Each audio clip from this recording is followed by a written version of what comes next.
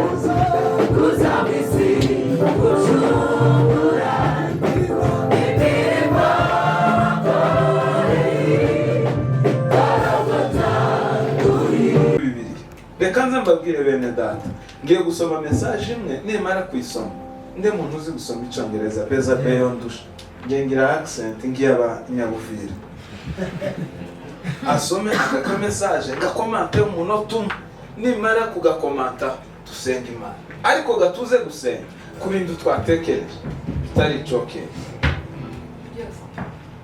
maku kanzara ni gato umusheri wabandi bakakwandikira bene kamenye gato. Almost 3 years after my marriage, usome garuga buri wese yumve n'uwizi kibaroba. Almost 3 years after my marriage, things started going the wrong way. The devil was at work in manipulating our minds so that we cannot nyuma y'imyaka 3 ashatse watangiye kugera mu bihe bibi aho Satani yagendaga manipira iki ibitekerezo bye nuko manipira donc gufata niko gufata kugwa so that we cannot be in absolute agreement with each other and work as one. This song helped me a lot during my midnight moment with God. Ngiyo ndirimbo yakoraga iki? Helps me a lot during my midnight moment. Yamufashaga kuba kumuhuza n'Imana mu gihe midnight ni igihe ndetse ni mu gicuku. I listen to this song over and again as making me indirimbo kenshi nkongera nkayumva and to intervene in a relationship and settle the differences. God indeed showed up and me and my wife started having open and frank communication each day. Our love and relationship was renewed by Jesus' blood that has power to save and set free. However, is reading this piece, please note that we need God perfectly settle our material issues and not man, as man is limited. Amen. God bless you.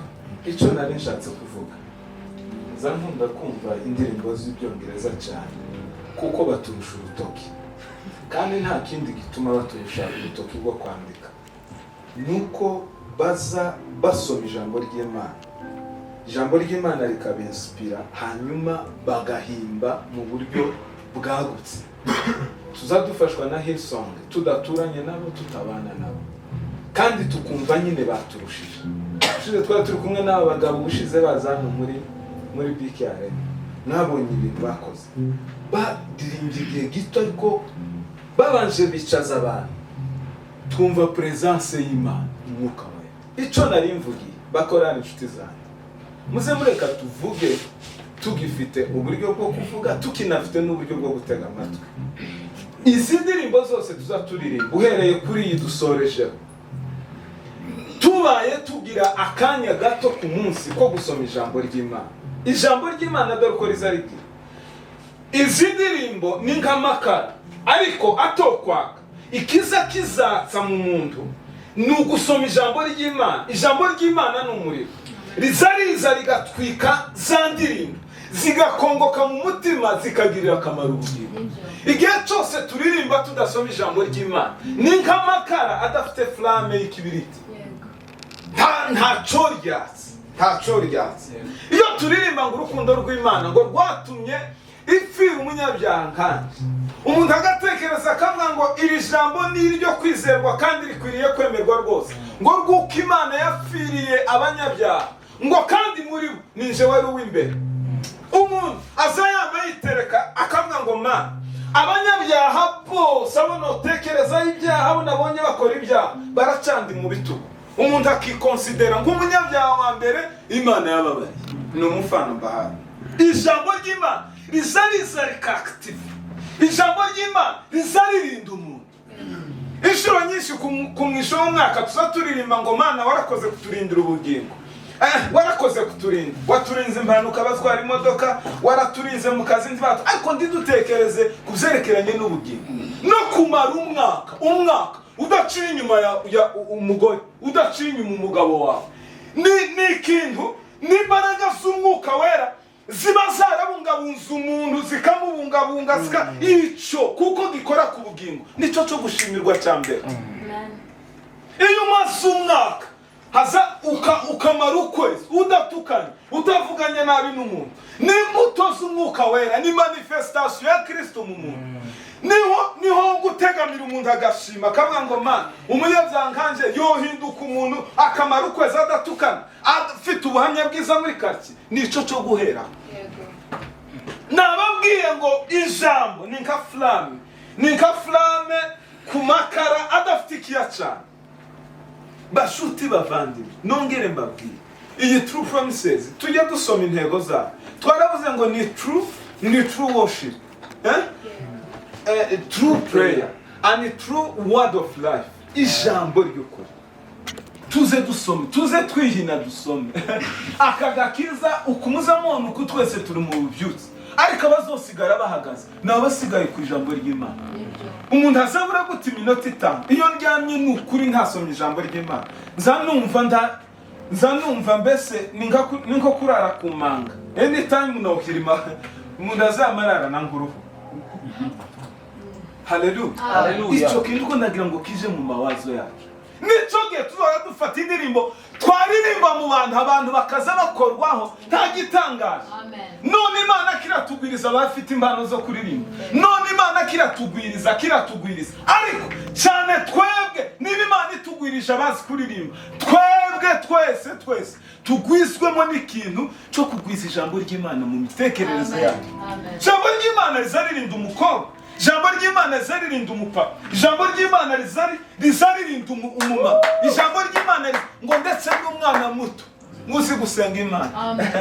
Samuel ngo ntazagira ubwoba, ngazobeshwa no gusenga. Ntawosenga adafite ijambo.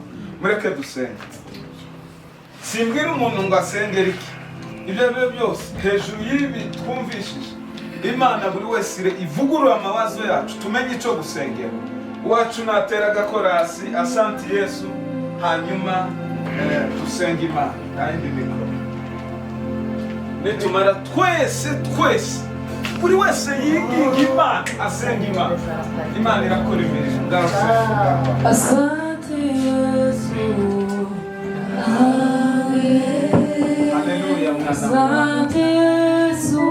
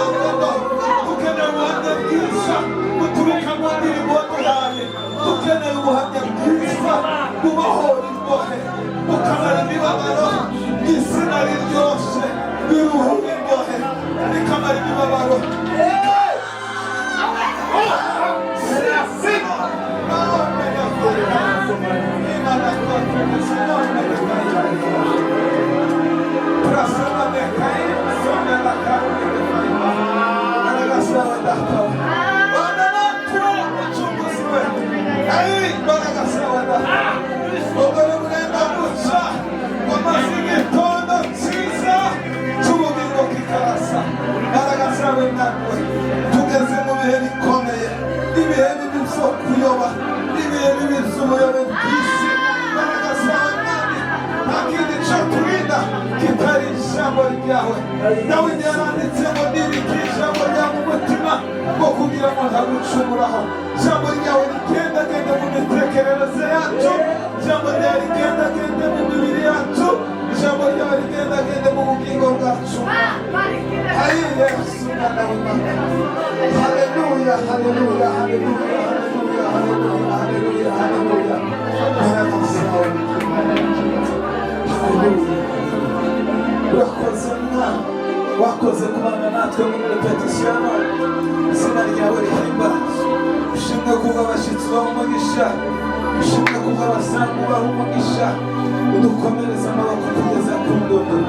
Reka ubuntu bw'Umwami wacu Yesu, urukundo rw'Imana no gufashwa n'Umwuka Wera bibane natwe twese mbere na Data bose, none n'ibihe bidashira ku bwa Yesu Mwami, tugukomeye amashyi. Amen.